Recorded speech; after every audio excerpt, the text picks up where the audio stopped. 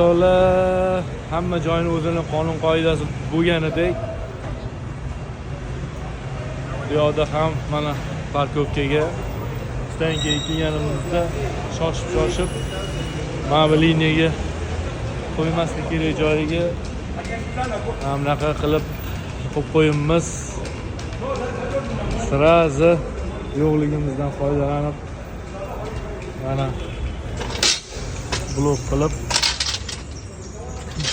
zanjirlar bilan bloklab qo'yibdi. Endi hozir kelsin bitta yozib qo'ygan ekan, shoshimiz qaramamiz. Shu qoidaga rioya qilib yurish kerak, qayerda bo'lmasin. Bizetda o'zimizni summada narx shtraf 100 ming so'm. 100 ming so'mga a'zo bo'ldim. Yarim soat ichida, 1 soat, yarim soat ichida. Qoidaga rioya qiling.